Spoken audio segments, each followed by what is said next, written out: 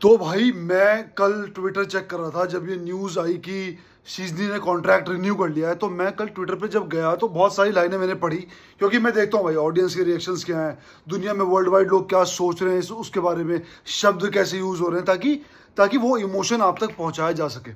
तो कल बहुत ही ज़बरदस्त मैंने एक एक पॉइंट पढ़ा। मैंने बहुत ज़बरदस्त एक लाइन पढ़ी, वहाँ पे ये लिखा हुआ था कि एक 35 साल के कीपर को एक 35 साल के कीपर को रिन्यू करना पड़ गया 2027 तक। शीजनी को रिन्यू करना पड़ गया। तो सोचो स्टेगन तू कितना बुरा खेला होगा कि बारसा ने ये बेट लगाई है। स्टेगन 33 का है, शीजनी 35 का है।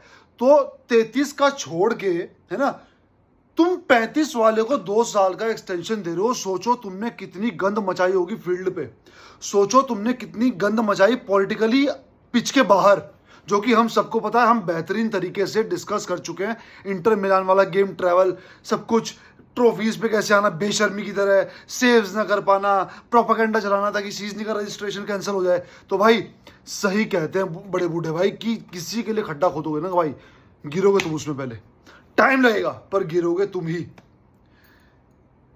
फाइनली अब ना एक चीज और डिस्कस करेंगे इसके रिगार्डिंग कि जॉन गार्सिया के बारे में डेको के क्या विचार थे। ये ना एक थ्योरी कल मैं फ्लोट होते हुए देख रहा था, तो इस पे मेरे को बताना क्या मैं सही सोच रहा हूँ, क्योंकि इस थ्योरी पे अगर 1% बात हो जाए, है ना, तो और ज्यादा क्लैरिटी हो जाएगी कि बोर्ड में चल क्या रहा है डेको और गार्सिया के केस में। जॉन गार्सिया नया कीपर।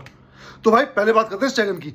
भाई बेशर्मी ये हो चुकी है, ठीक है, अब बेशर्मी ये हो जाएगी कि अभी भी टर स्टेगन यहां से छोड़ के नहीं जाता दूसरी टीम के लिए। हालांकि ये बहुत टफ है, कौन उसको सैलरी देगा, कौन उसको लेगा। बीच में खबर आई थी, फिर इंटर मिलान से आया कि भाई इंटर मिलान ले सकती है, पर जैसे ये खबर आई ना मेरे दिमाग में आया इंटर मिलान लेगी क्यों, अगर उनके पास सोमर है तो सोमर को रिन्यू करते हैं तो वो इससे 200 गुना बेटर चॉइस होगी कंपेयर टू टर स्टेगन। तो भाई हमारा कचरा, ठीक है, हमारी जो इतने सालों की एक बदनुमा दाग है गोलकीपिंग पे, वो बदबू, ठीक है, वो सड़ैंद इंटर मिलान क्यों लेके बैठेगी भाई।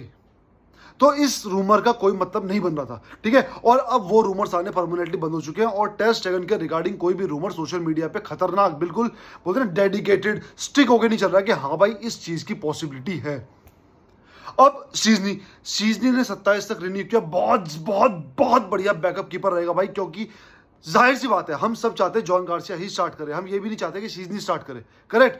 और स्टेगन बेंच रोल नहीं लेगा तो वो ड्रेसिंग रूम में गंदगी मचाएगा, तो उसका यहां से निकलना जरूरी है। और नहीं भी जाता तो कम से कम वो एक थर्ड चॉइस कीपर है। अब सुनने में आ रहा है कि हैंसी फ्लिक कुछ दिनों में उसे बात करेगा, बताएगा हाँ भाई तू निकल ले यहाँ से, तेरा यहाँ बनता नहीं, जैसा उसने जर्मनी में किया था। तो सीधी बात है भाई ये होना चाहिए, क्योंकि अगर ये गलती से भी, फर्स्ट छोड़ो, गलती से भी अगर ये सेकंड चॉइस कीपर की रेस में आ गया गलती से भी, तो जॉन गार्सिया के खिलाफ गंद भर देगा ड्रेसिंग रूम में, वो टॉक्सिसिटी भर देगा जो इसने शीजनी के खिलाफ रिपोर्टेडली भरी थी एज पर रूमर्स।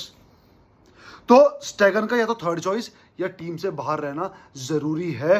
और जिस तरीके से जॉन गार्सिया साइन हो चुका है और जिस तरीके से शीजनी का रिन्यूअल हो चुका है, क्योंकि बारसा को अगर स्टेगन को खिलाना होता, बारसा छोड़ो यार, अगर इसको फ्लिक को स्टेगन को खिलाना होता तो भाई वो शीजनी को रिन्यू करवाता ही नहीं, वो टर स्टेगन को रखता। रिन्यू क्यों करवाना, क्यों खमा का पैसा देना भाई, जब ऑटोमेटिकली पैसा दिया जा रहा है स्टेगन को, ठीक है। तो यानी कि जाहिर सी बात है, अगर कहीं डाउट है कि भाई सेकंड चॉइस वो चॉइस, थर्ड चॉइस कीपर रहेगा, और इसमें मुझे कोई भी समस्या नहीं है। हाँ समस्या है वेजेस की, लेकिन नहीं जाता तो भाई अब क्या कर सकते हो, आप धक्के मार के इलीगली तो उसको निकालोगे नहीं। तो सीधी बात है थर्ड चॉइस बैठ के बेंच गर्म करता रहे, पहली बात। दूसरी बात है कीपिंग से रिलेटेड ये है भाई, कल मैं एक न्यूज़ पढ़ रहा था, वहां पे ये आ रहा था कि भाई डेको की जो नाकामयाबी है, ट्विटर पे ट्रेंड कर रहा है डेको आउट, डेको की जो नाकामयाबी है कि बस जाओ फ्लिक जाओ कैंसिल, वो पोर्टुगीज एक बायस लेके आ गया, वो भी लोन प्लेयर्स। पहला विटोर रोके गंदी डील, आर्डा गुलेर हुई नहीं, ऐसे 3-4 प्लेयर्स ऐसे जो इस पे हुए नहीं, निको विलियम्स 2 बार काट गया।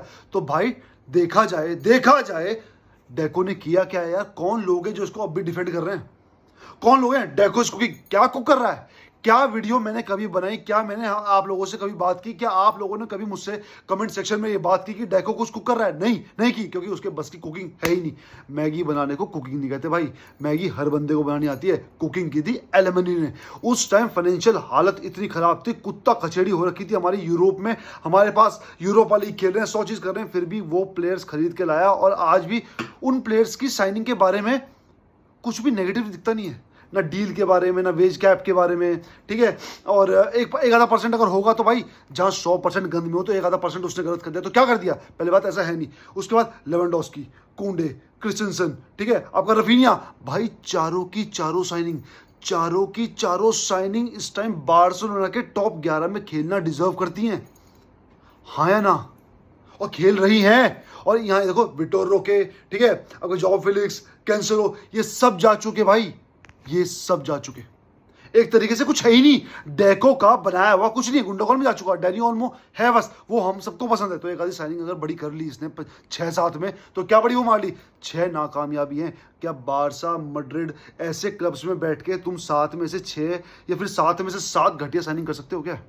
क्या वो करता है? तो सीधी बात है, विदाउट एनी डाउट इसको डिफेंड करना नहीं बनता, इस बंदे का यहां से निकलना बनता है। किसी और को प्लीज लेके आओ, पुयोल को लेके आओ, एलिमेनी को वापस लेके आओ, जो कि मुझे इंपॉसिबल लग रहा है। ना कोई रूमर है, पुयोल की बातें मैं कभी सुन लेता हूँ, जावी की बातें कभी सुन लेता हूँ, पर जावी आएगा नहीं, क्योंकि जाहिर सी बात है कोचिंग करियर उसको बनाना है। तो भाई अब आते हैं मेन पॉइंट पे। लास्ट में सुनने में यह आया कि जॉन गार्सिया, अब रिपोर्ट है भाई, कितनी सच कितनी झूठ पता नहीं, ट्रांसफर मार्केट रूमर पे चलता है, जॉन गार्सिया की साइनिंग के पक्ष में डेको था ही नहीं। जॉन गार्सिया को फोर्स करके फ्लिक ने मंगवाया, और कहीं ना कहीं लपोर्टा ने उसको सपोर्ट किया, फ्लिक को। लेकिन भाई सोचो, जॉन गार्सिया जिस साइनिंग को हम सेलिब्रेट कर रहे हैं, अगर वो भी ना आता तो साला क्या होता हमारा? वहां ट्रेंट आ लिया, हॉयसन आ लिया, 2-3 बंदे और आ जाएंगे भाई, तगड़े गोल्स मार रहे हैं इस टाइम वो, भले वो club tournament, club world cup जो भी है, ठीक है, है ना? तो भाई मुझे बताओ क्या करते? एक साइनिंग ये भी, हेनरी को अभी पिच पे उतरने दो। डेको प्रॉपर प्योर, गांव में बोलते हैं ना, पेवर फेलियर है भाई, इसको यहां से हटाना जरूरी है। वही बात, लपोर्टा को वो बंदे चाहिए जो यसर पॉलिसी पे बिलीव करें। तो भाई डेको तो जाएगा नहीं, लेकिन किसी तरह डेको को हटवाओ, या फिर अच्छी 1-2 साइनिंग लेके आओ, वरना भाई जॉन गार्सिया की साइनिंग अभी तक ऑफिशियल नहीं हुई है। मैं इस चीज़ को अब भी बोलता हूँ, मैं नहीं मानूंगा जब तक वो पिच पे नहीं उतरेगा ग्लव्स पहन के खेलने के लिए, किक ऑफ की जब तक पहली लात ऑफिशियली कॉम्पिटिटिव गेम्स, फ्रेंडली नहीं लग जाती। इस बात में आपको कितनी सच्चाई दिखती है मेरे को बताना भाई। जॉन गार्सिया वाली है तो बताना, नहीं है तो बताना भाई, मैं जानना चाहता हूँ। क्योंकि जो भी ऐसे कॉम्प्लिकेटेड न्यूज़ होती है ना, जो भी ऐसे रूमर्स होते हैं, उनके बारे में कभी कभी बात करना ज़रूरी हो जाता है, क्योंकि कब तक आंख मीच के बैठेंगे। तो भाई ये मेरी कुछ ओपिनियन थी भाई, शीजनी के रिन्यूअल पे, टेर स्टेगन की सिचुएशन पे, और जॉन गार्सिया और डेको की बातचीत पे। बाकी आप बताना आपको क्या लगता है। मिलते हैं भाई अगली वीडियो में, तब तक के लिए विस्कल बारसा।